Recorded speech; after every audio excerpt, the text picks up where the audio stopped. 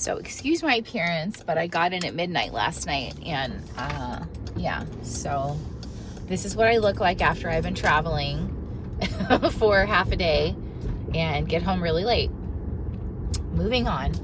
So something kind of struck me when I was visiting my dad this past week, in that he was kind of sort of looking for a car, but not really. He just kind of wanted to see what was out there, and, you know, if he should trade in one of his or two of his three vehicles, what they should get, you know, that kind of stuff. So what kind of struck me is that he put in his information. I didn't guide him at all. I talked to him about, you know, what do you want the car to do? Here's the most reliable cars that I found. He happens to like Hyundai, and I'm like, that's fine. Okay, so let's look for one that fits your needs. So we found a vehicle that he and his girlfriend like, and I said, okay, well, the CPO version, you know, this version, we were talking about all that. And then I didn't guide him about where to put in his information. I didn't say, oh, you should do the digital retailing tool or the lead form. I wanted to see what he would do. Now, my dad's 77, 78 this year, so I wanted to see what he would do on his own. And he actually went and filled out a lead form. I watched him. Filled out a lead form, and then very quickly got a phone call back. Well, my dad never picks up his phone, like his house phone. He just doesn't. He waits and see who's on the message machine, and then, you know, it is what it is. So he very quickly got a call back, but the person, so he's a kind of boomer, a younger boomer. So he very quickly he filled out the lead form. That's one. That proves part of my theory that boomers use lead forms still.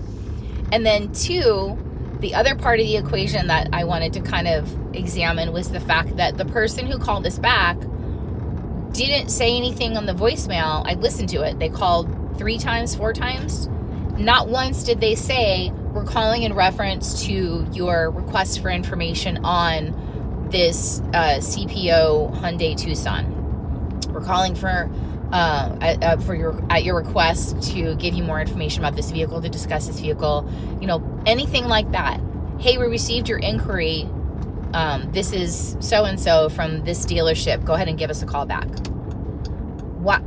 So if my dad's screening calls, which is not an unusual thing for a boomer, because they are the only ones on the planet that still have landlines, why would that be your voicemail?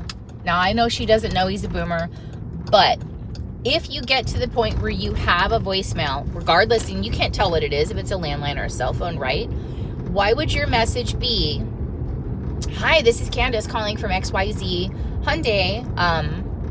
I received information that you were looking at one of our certified pre-owned units, the Tucson. I really wanted to discuss this vehicle with you because my manager is very motivated to make you the best deal possible on this vehicle. And also I wanted to ask and see if there's any trade-ins, a trade-in that we need to evaluate as well, so I can schedule time for my used car manager to take a peek at that. When you get a minute, please give me a call back. I'd be happy to go through any questions or any other information you need about the vehicle, and then we can also discuss your trade at that point in time. Thanks so much. Again, this is Candace at XYZ Hyundai Store. Here's my phone number, 555-1212. Please give me a call back at your earliest convenience. Oh, and I'm also going to email you so that you can look at the information over there, and then you can either call or reply back to that email as you see fit. Thanks so much. So if that's your message, as opposed to what we got, the likelihood of him actually A, listening to the voicemail, B, picking up the phone or replying to you in some way, shape, or form goes up exponentially. But today, December 2024, the voicemail we got, and he didn't get an email, and he left his email. He didn't get an email, he got a voicemail, and that's all he got. Now, I know that seems ridiculous. Why wouldn't anybody send an email? I don't know. It's also very possible that it went to spam. That's very, very possible. So in this day and age, I would strongly encourage you check to see if your emails are going to spam, A. B, you leave a compelling voicemail that makes them want to actually check for your email and look at the information. And then C, don't give up after. He did this on Monday, and we got 3 or 4 calls, and that was it. Like, don't give up. Don't be harassing, but don't give up. And every time you call, it shouldn't be, hey, this is Candace, just calling, checking in to see if you're still in the market. Don't ever say that. That's like fingernails on a chalkboard to a customer. Give them a valid, value-added reason why you're contacting them and why they should contact you back.